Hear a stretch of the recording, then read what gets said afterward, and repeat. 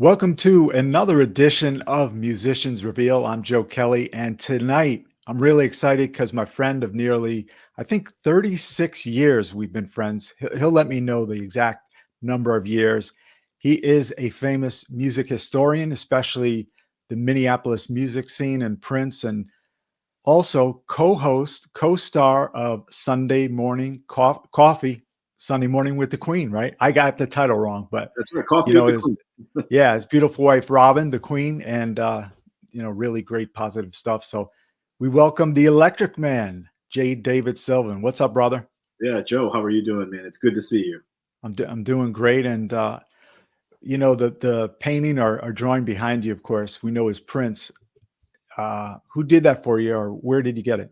Yeah, it was actually a gift from a former coworker of mine. A friend of hers apparently was moving and just getting rid of a bunch of music memorabilia and things. And she didn't tell me what it was. She said, "I'm going to send it to you." She lives in New Jersey. She's Okay. actually sent it down with a friend of ours.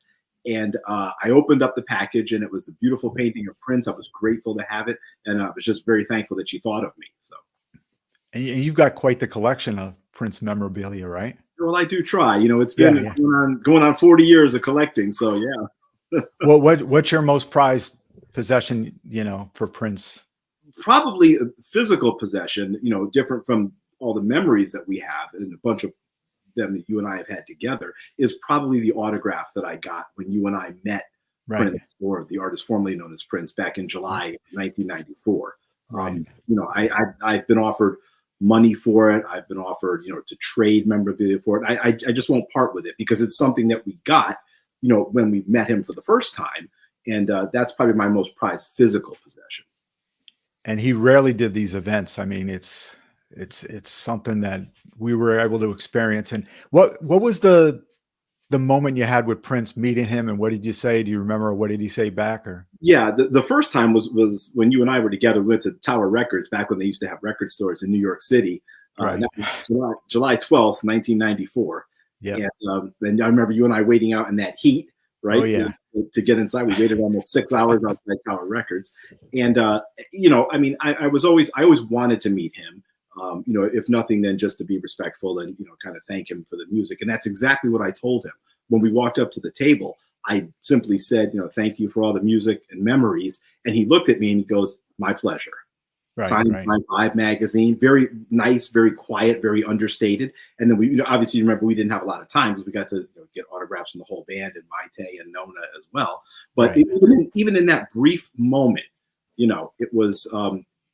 I don't want to say it was surreal because I don't want to, overstate it, but it was Mhm. just cool. It was cool to meet somebody who musically has been very influential in our lives, right? But Yeah. also just to meet him and just to give thanks and respect was just a great experience. That was the first time that he and I got to speak. The other times were very brief. At Oh, okay. in 2002 on the One Night Alone tour at Lincoln Center, we Oh, okay. we chatted very briefly after the sound check, right before Prince was going to go and get changed. He actually said after the sound check, and the sound check was a concert in itself almost, Right. right? Right. Um, Yeah. and he had said, I got to go back and get changed before they let all the squares come in. Oh, But he didn't leave. He sat on the edge of the stage. okay. And so people just walked up to him, and I heard them. They were talking about religion or something. And then I just said, "It's nice to see you. Thank you very much for this, great time." And he said, said a few pleasantries. And that was it. But again, still a very cool moment in a very relaxed and casual setting. And then the third time was when we were at Webster Hall for the Art of Musicology taping back Oh, that's right. Yeah. April 20th of 1994. And because they asked me to get on stage, I was standing right next to John Blackwell during Right. the performance.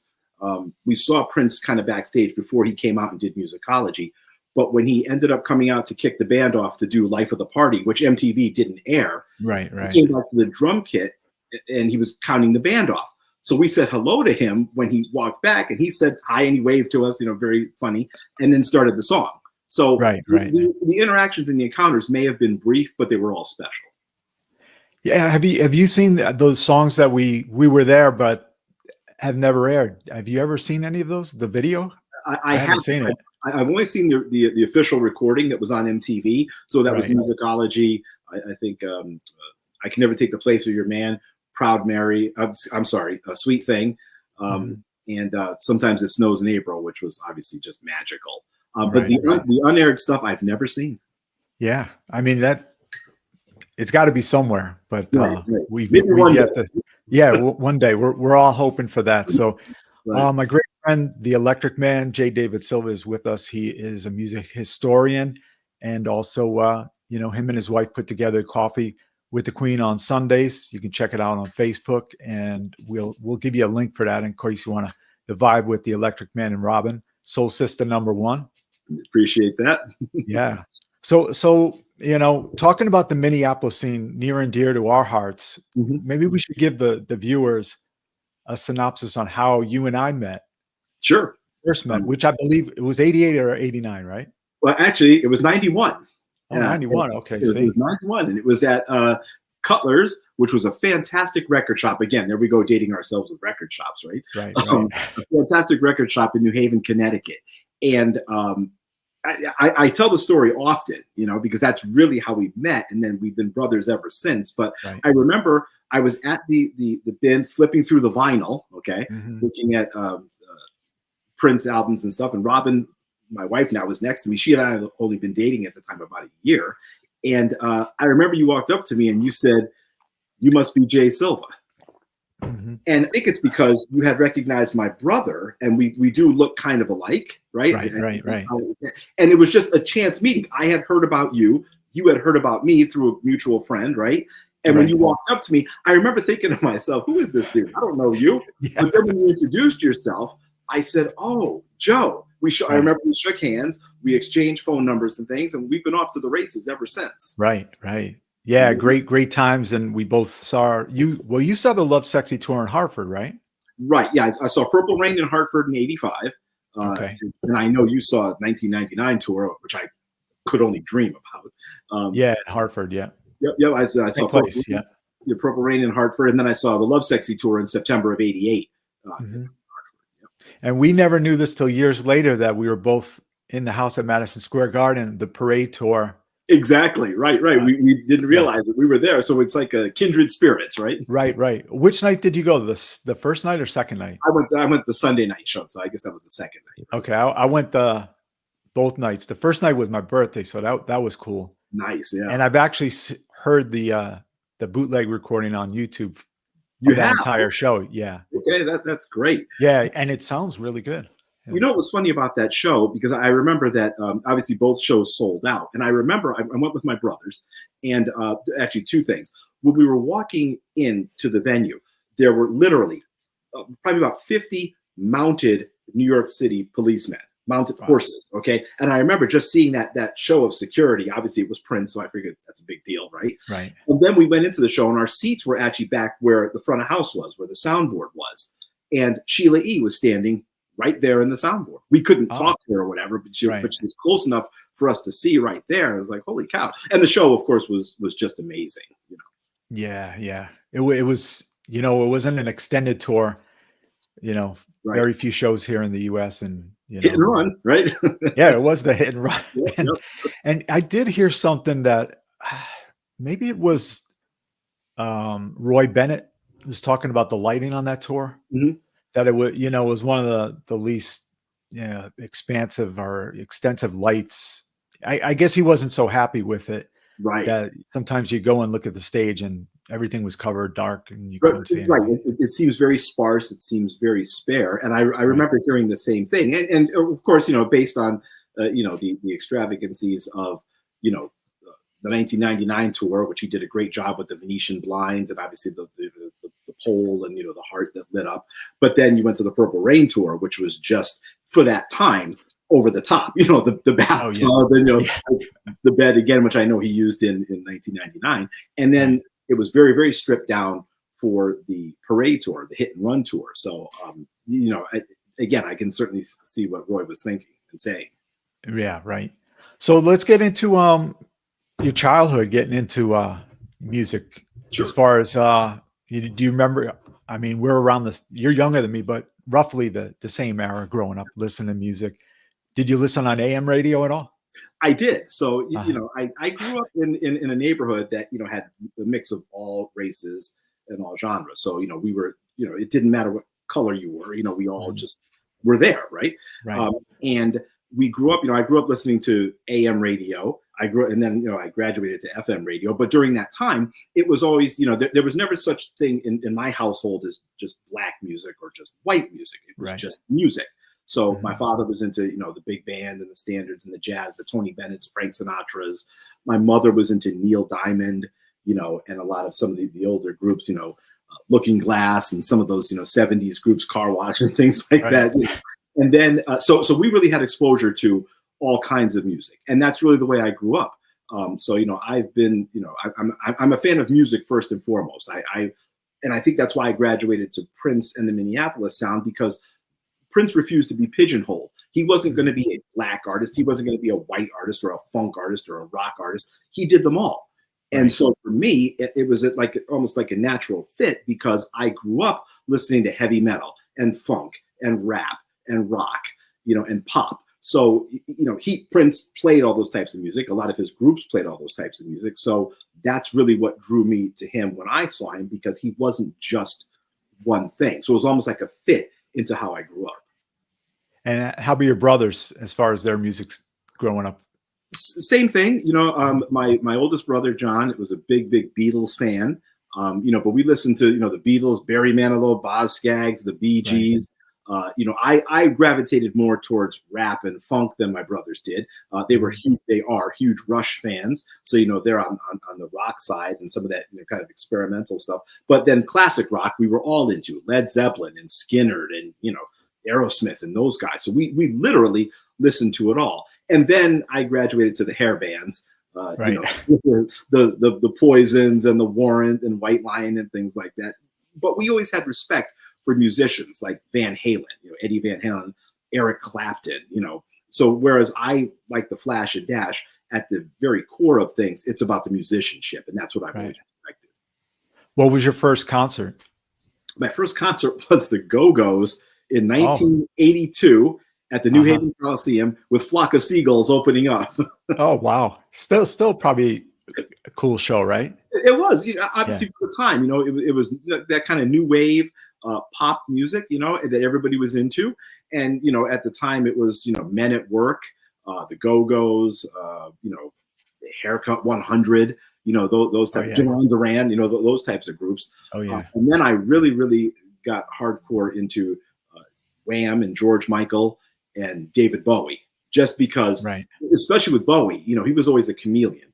He was never one thing. The characters that he created, whether it was Ziggy Stardust, the Thin White Duke, the Gene Genie, I always admired him, because he also refused to be pigeonholed into one thing. So really got into Bowie hardcore.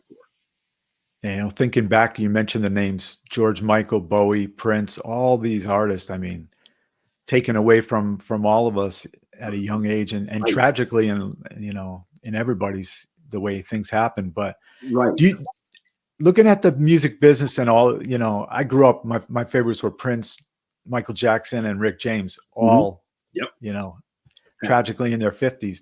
I think, yeah. So do you think anything contributes to that where it's just a part of life? I think it's a part of life. Rick James, we know he loved to party, and that's been well documented. And, it was also the heyday of the 80s. I'm not making an excuse for it, but that was part of the culture at the time, right? Mm-hmm. For Michael and Prince, I find those to be more tragic, particularly with Michael, because, looking at his life, and I'm not going to get into the debate about, so the legal troubles that he had and things like that. That's not what I'm talking about. I'm really focusing on the lifestyle that he led, from being a young child and not really having a childhood. His father was very strict. He went into the music business and really missed out on a lot of those formative years and growing up. And I can't imagine what the pressure was like, because he became the biggest pop star in the world, the biggest figure in the world at one point, albeit next to, say, Elvis Presley, right? And I was also, am still a huge Elvis Presley fan too. But I think the pressure with Michael, and hearing some of the stories that happened, and hearing apparently how afraid he was and nervous he was and scared he was when he was doing the This Is It tour and the preparation and everything, and then not being able to sleep. And he did make some, bad choices in terms of taking care of his health or not taking care of his health. But the pain that he was going through, I think, contributed greatly to both his and Prince's passing for the various, medical ailments that they were going through. And I'll be honest, I thought Prince was going to live forever. I never thought what happened to him would happen. And as the stories come out, and I'm not an insider by any stretch of the imagination, but the things that I've heard, the way that he pushed himself, and we saw it, right? We saw a bunch of that, during the performances and the time that he worked, the amount of time that he worked and how hard that he worked. I really think that contributed to the dependencies that ultimately were their demise. Yeah. And a lot of people around Prince couldn't see this coming either, the ones that were in his inner circle. But I mean, we talked about the time we met him in New York at the record signing. He did the Today Show, I think, earlier that morning. Right. Yep. And, then he did a show and probably an after show that day. Right. I think he was at the Limelight or the Palladium that night, right? Which that's how he rolled. Yeah. I know we didn't go. We didn't go, right? But it was also that type of work ethic. And when I read the great Dwayne Tudall's books, which are expansive and exhaustive and fascinating, the level of detail is incredible. I encourage anyone who hasn't read his volumes to do so. Hearing and reading about the amount, to do a concert, or you're on tour, you do a concert, and right after the concert, you go to the studio and you're recording 4 or 5 different projects at the same time. You got Sheila E. and you got the family, and you've got, for part of that, the time, and you're working with Sheena Easton and everyone else. And to work that incredibly hard, right? And to push yourself and to push the people around you, and Prince did that for 40 years, right? So, I mean, I can imagine the toll that it took, but what I have respect for is the dedication to the craft, the dedication to the music. And he once said something that I really took to heart. He said, "I never talk down to my audience." And I believe that. The amount of work that he did, and as hard as he worked, he was putting out music for people, and he wanted the music to speak for itself. But as hard as he worked to give us and allow us to share in the gifts that he had, is nothing short of admirable. Yeah, I mean, not too many people have conversation, tell people what they witnessed. I mean, we were there, right? From the beginning, all through his career, met him, and and met a lot of people he worked with through the years. Yeah, and that's me as well. Right. And speaking of some of the musicians who were influential with Prince growing up, and they worked together on various projects.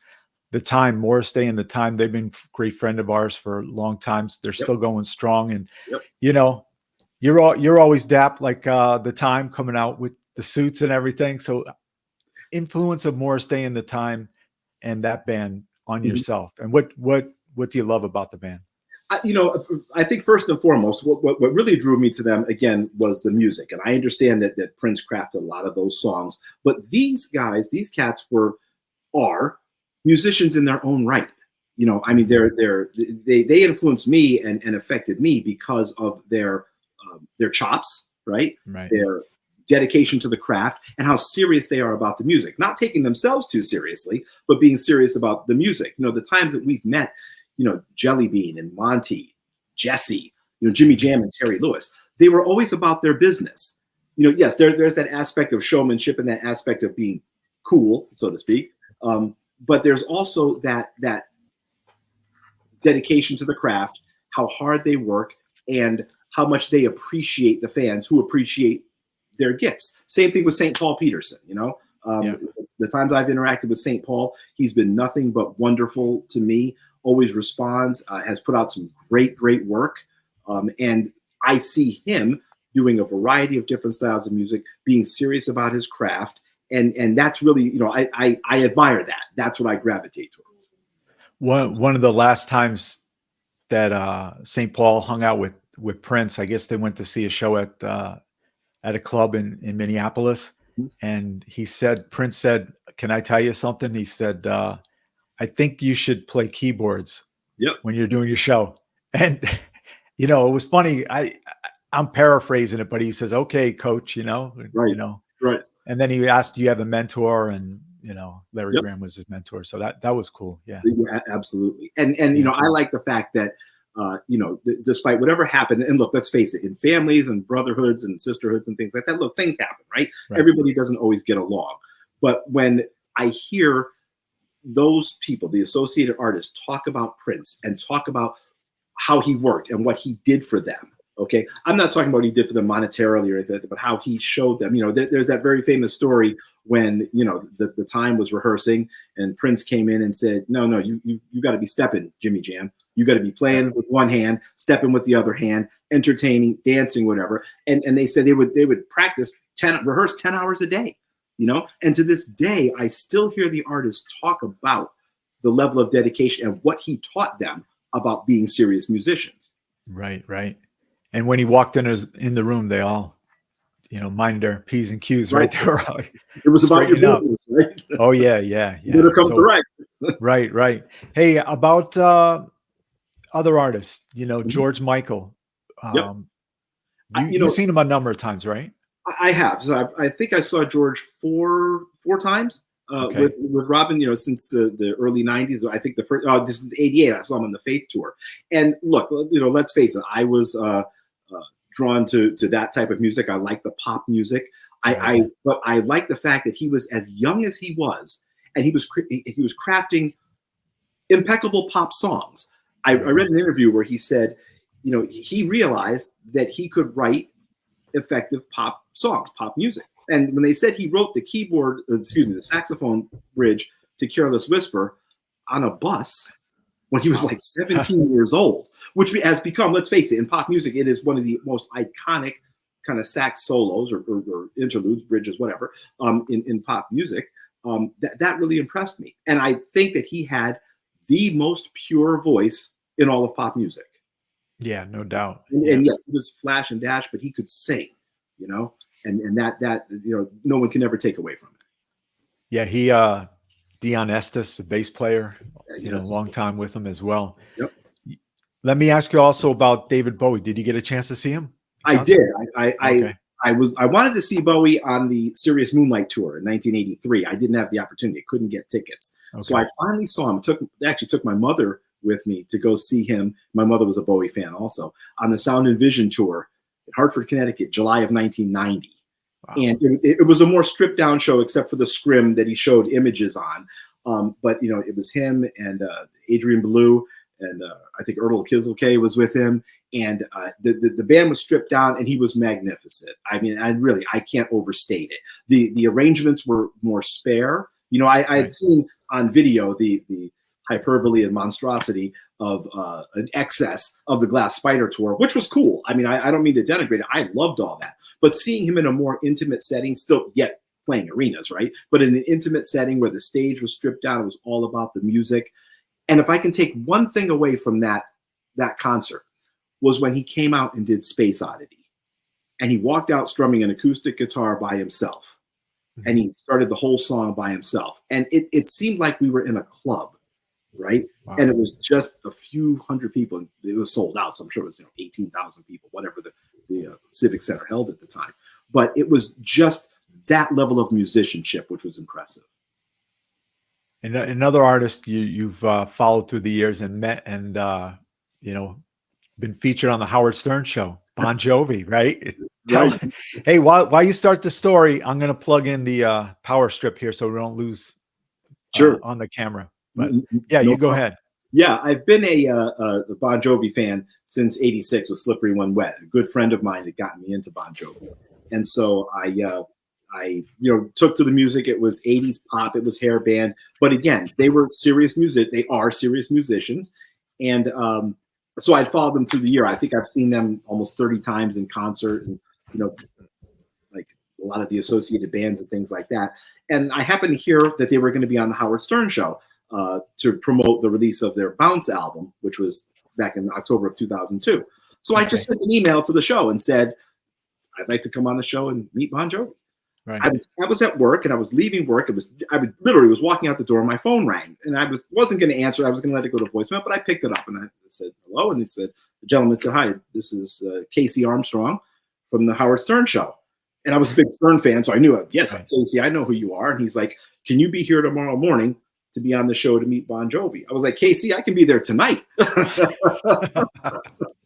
So I'll never forget. Robin and I caught a 5:09 in the morning train went down to the K-Rock studios, which is where Howard was broadcasting from at the time. And we got up there, went in the green room, got to hang out, and then they brought me into the studio. I got to meet John Bon Jovi and Richie Sambora, and we had a bunch of laughs with Howard and Artie Lang and Robin Quivers, and it was just a great time. Good memories. Yeah, and you still, what was it, last year? You were at an event, charity event for barbecue with Bon Jovi, right? On Jersey. We were at the John Bon Jovi Soul Kitchen in Toms River, New Jersey, and he has a wonderful initiative and a wonderful purpose that no one's going to go hungry, and everyone is welcome at their table. He's got a few of those restaurants, community restaurants, and if you don't have money and you can't afford a meal, you can come in and eat, and they just ask that you pay it back by either serving or helping out in the kitchen or volunteering, sweeping up. It's a great charitable cause, noble cause, very philanthropic, and John doesn't do it for the glory or the fame, but he comes out and they have an annual chili cook-off every year where they raise money. And he's there, and he signs autographs for all the fans, takes pictures. We were literally standing right next to him while he was signing autographs and taking pictures with the fans. It was just an incredible experience. I know family's key in your life, and you've got a beautiful family. And I know Robin's into Prince, which is cool. Soul Sister #1, always, it helps to have, a spouse or partner, whatever, who's into the same stuff you're into, and you could crank it up in the house. Right. How about your kids? My kids, it's funny because, my kids range in ages from, almost 30 to 17. And so, back in the day, Prince wasn't cool and Hall & Oates wasn't cool and George Michael wasn't cool.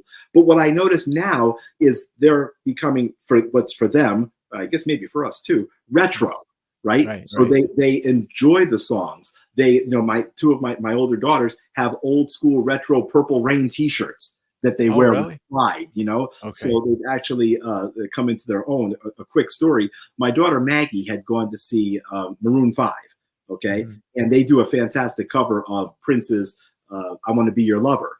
And when she was at the show, when she was a teenager, maybe 16, 17 years old, they did the song. And she's like, I know that song. That's Dad listens to that all the time. That's a Prince cover. So, it kind of is cool how it's come full circle now. Yeah, and but they're not listening to AM radio with you they're not, no. Neither are you. So, unless it's sports, right? Exactly, sports talk, and they can't stand sports talk radio. So, okay. Speaking of sports, Super Bowl's tomorrow, and our beloved Giants, who you saw how many games this year? You went to a few, right? We went to 2. Yeah. We have a thing now where my son and I try to go to 2 games every year, and the family joins us too, because it's just a great experience. Look, win or lose, it's a great experience.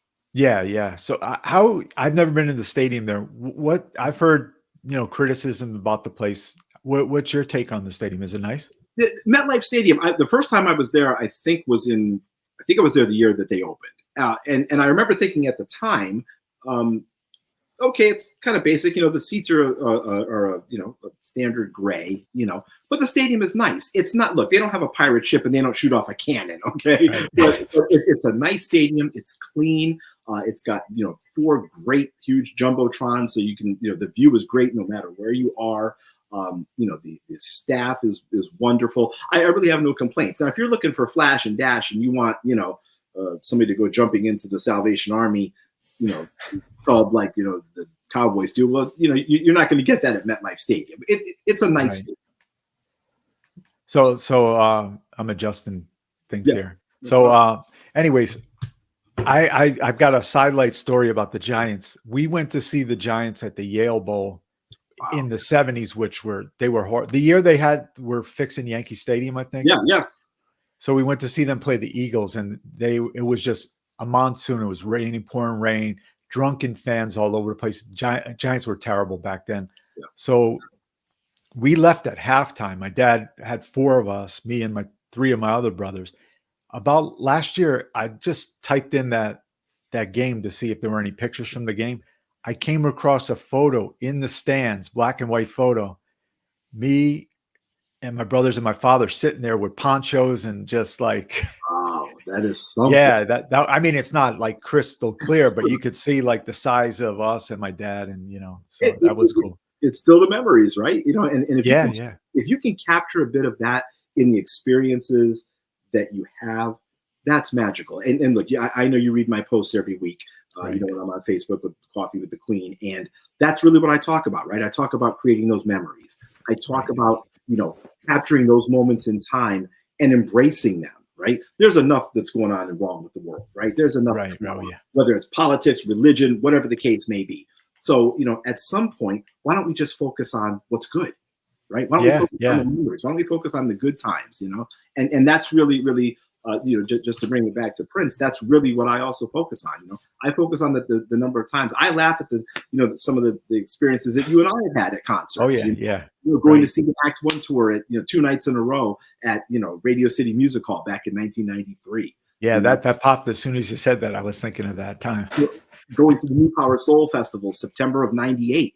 You know, at Madison Square Garden. Right. You know, Robin, and my oldest brother John. You know, it's those memories that I hold on to. Or do you remember we went to go see the Jam of the Year tour at Jones Beach in New York in 1990? Exactly. And we met Spike Lee, right? We met Spike Lee that night, right? So, you know, those are just the cool memories that I choose to focus on. Right. And it seems like a lot of those New York concerts, Chris Rock was there.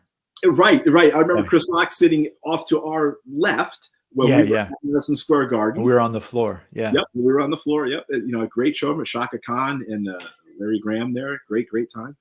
And then we Roseland, when we were outside in the dead of winter. January of '97. You remember? So we went from one extreme to the other. In '94, we stood out in the blazing heat for almost 6 hours before we got into Tower Records, and then we stood in 20-degree weather outside Roseland, waiting to get in for the Love for One Another show. Yeah. We did a lot just to get tickets and a lot of sacrifices, right? We sure did. And then if you think about it, we also went to the Oakdale show on the Jam of the Year tour in September of '97. So that was just crazy. It was like 4 or 5 times in a year.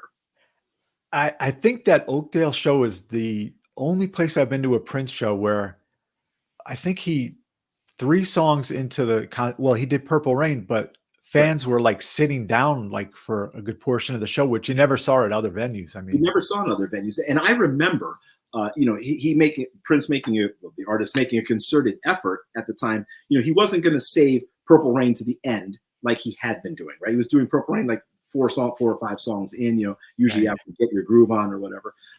And it was different, you know, it was, I know it was different for a lot of people, and there were a lot of people that didn't like it and didn't like what he was doing and didn't like, you know, the way he changed up the set. But, you know, again, that's something else that I always appreciated. You know, you never knew what you were going to get. You know? Yeah. And I've seen on YouTube some poor quality. I don't know if you've seen it from that show. I have. Clip. Yeah. The girl dancing. I forgot there was a dancer with him. Right. Yeah. And if you remember on the Jones Beach show, he came in on the boat. Do you remember? Oh, yeah. That was definitely memorable. And then jumped on stage. So like I said, it was always something different. Right. And the last time I think that we saw Prince, both of us saw him just different nights, was at Mohegan Sun, right? Was at Mohegan Sun, right? And it was in December of 2013. I was actually going to go to all 3 nights. Okay. And my wife kind of dissuaded me. So I went the first night with my brother Eric, and we got the tickets comped through a friend of his. So we ended up on the floor. And the show was amazing, you know, with the NPG horns and everything. It was great. And had I known that it was going to be the last time that I would see him live, I would have gone to all 3 nights. Right. But I still hold those memories. I can literally remember the show like it was yesterday. Yeah, I went the 3rd night, and it was the night he did Something in the Water that they have, the official thing, a little clip of that. That was it. But, you know, the guy in front of me, it was a Monday night, I think it was, or Sunday Night Football. He was watching the Cowboys and Eagles on his phone during the concert. And I was thinking, he must put some money on the game. Exactly. But you know what? I'd rather pay attention to the show. Yeah. Can I share a story with you about the 2004 Ever Musicology tour? Remember, you and I had gone the first night, Continental Airlines Arena, July 16th of 2004. And when the Musicology tour came, and you know the arena dates were selling out like crazy. And I remember my wife was pregnant with our son at the time. Oh wow! And I was going to get the 3 nights at Madison Square Garden, and I didn't end up doing it. So I said, I'm going to take a chance. I'm going to get the 2 nights, the Friday and the Sunday show at Continental Airlines Arena. And then he added the Hartford show on Saturday night in the meet, which came later.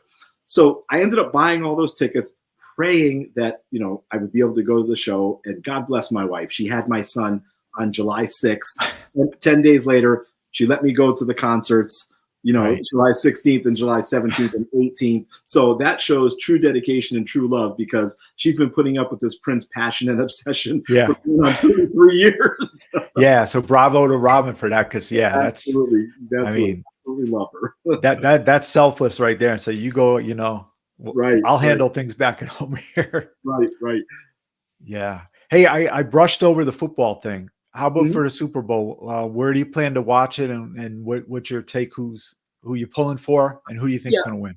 I'll watch it from home, and I'm thinking that I'm thinking that it's going to be the Chiefs. Although I'm rooting for the Niners. I love Christian McCaffrey. Obviously, he's the son of Ed McCaffrey, Easy Ed McCaffrey, former New York Giant. That's right. Yeah. So and look, some people are saying, why would we want to see the Niners get a 6th ring or whatever? I like them. I like Ayuk. I like Purdy. I like Debo. And I think that it would be a nice story. But having said that, Mahomes has that magic.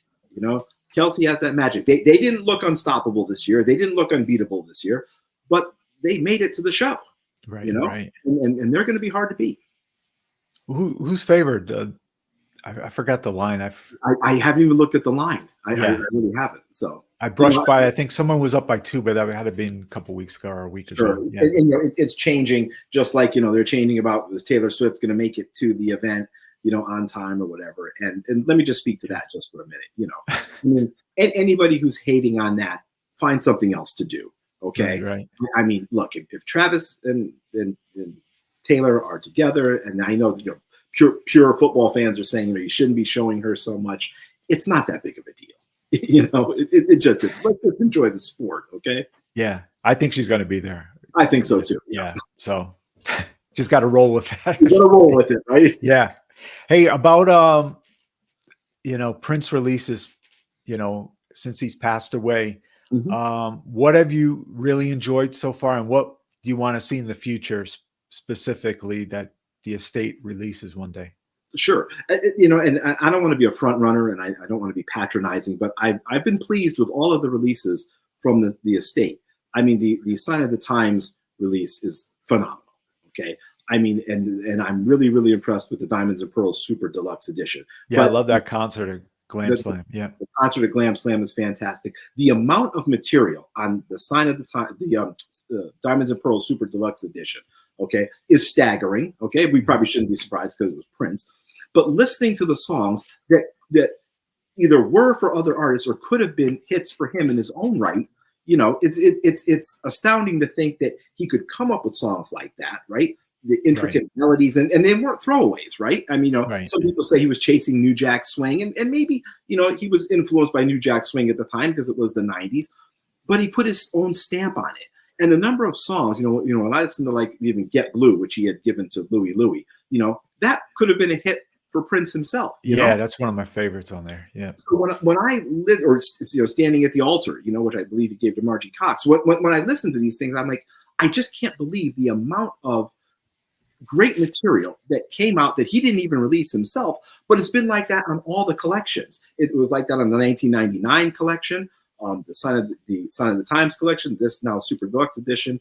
And I was really, really impressed with the Welcome to America album. I mean, a full album that he recorded, of finished masters that was not released. And then when it did get released, it was kind of very timely with what was going on in society. So that's kind of an anomaly right there, right? But just the sheer breadth of, that music, and then the concert that came from the Forum after that, and the packaging and the pictures and the books that you get with it. I mean, I'm very, very impressed with what the estate has done.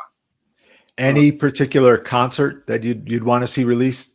What I would really love to see is a Super Deluxe edition of the Parade era. Which I know some people have said, and I know there's talk this is the 40th anniversary of Purple Rain, so we may get something different there.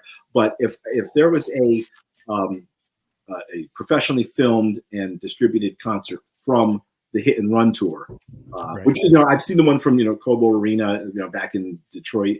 But if there was a different one, I would love that.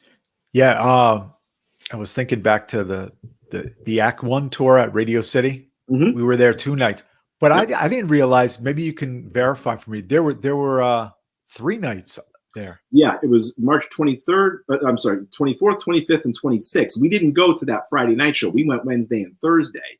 Okay. And then there was a great after show, I think, at Club USA. I think that was the Friday night show that people are still talking about, Right. 31 years later.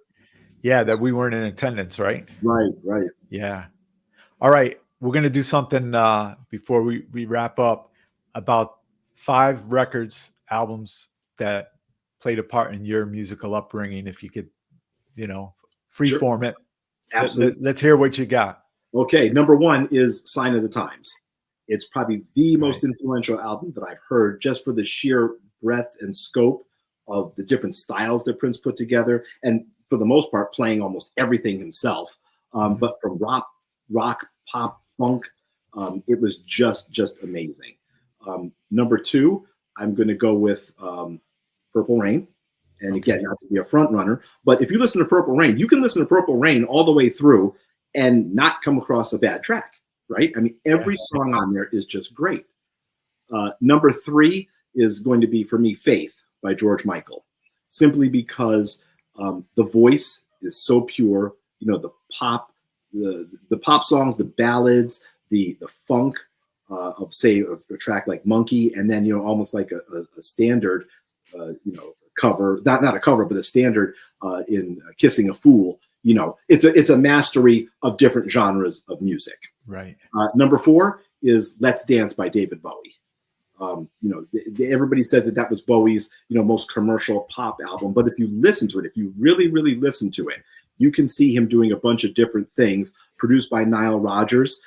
So there's some funk in there. There's some rock. There's some things that you wouldn't have expected from David Bowie, to the degree that he did them. And number 5 is Thriller by Michael Jackson. Oh, okay. Yeah. And that is just, it's a masterpiece. Again, almost every song on that album is great. And it just really, really cemented his legacy in American pop music. So yeah, I told the audience, I was truthful. This guy knows his history like this. He's still sharp as ever. You're the sharpest person I know. I appreciate that. Yeah. So coffee tomorrow. What's planned for that? Coffee with the Queen tomorrow. I'll be honest with you. I don't plan those out. Okay. Those are very, when I wake up in the morning, whatever's on my mind is what I put in. But I always think that I want to help somebody. I want to make a difference in somebody's life. And if something that I post, or some advice that we give, or if there's just something funny that we've done, if it's helped somebody in some way, then I'm okay. Yeah, mission accomplished. Yeah. Yes, So sir. on Facebook, J. David Silva, you see his name right there. Just type it in. You could see Sunday coffee, morning coffee with the Queen and the Electric Man. He's known as the Electric. We should let people know why you're the Electric Man and I'm Joey Coco. The Electric Man came because I had seen that somebody, Prince called himself Electric Man in a concert. He said all the fellas call him Prince, but the ladies call him Electric Man because he shocks them like no one can. I only have one lady, and I am her Electric Man. And still charging like no one can. I still shock her like no one can, right? And then Joey Coco was a pseudonym of Prince, and I remember calling you that one day, and literally around my house, when I refer to you, if I say Joey the C, or I say Joey Coco, my entire family knows who I'm talking about. Right. We've been doing this for 30-something years. And likewise here, with G and my mom, the Electric Man, everybody knows who I'm referring to. So yeah, that's great. Hey man, great to catch up. We're like 3 hours away, but we're brothers for life. Yes, sir. Yes, sir. And, we sure are. Always. And we got to thank Prince for that. Yes, we do. Yes, we do. And that's the other thing, that the friendships, especially yours, and obviously the lovely G Money, your wife, the friendships and the associations that we've met through Prince and the associated artists mean the most to me. and being able to support some of those artists in their independent endeavors. And that's, Right. Ricky Freeze Smith and Jelly Bean Johnson, St. Paul, Tory Ruffin, obviously Morris, to be able to have those friendships and to be able to interact with them and to be able to support them in their endeavors has meant the world to me. Yeah. So, hey, thanks, brother. The Electric Man, J. David Silva. Hopefully, Thank you you. come by very, very soon. I'm sure we're never short of things to talk about. Absolutely. We're going to keep this going. That's right. Thanks, brother. All right, Joe, you take care. And thanks for joining us here on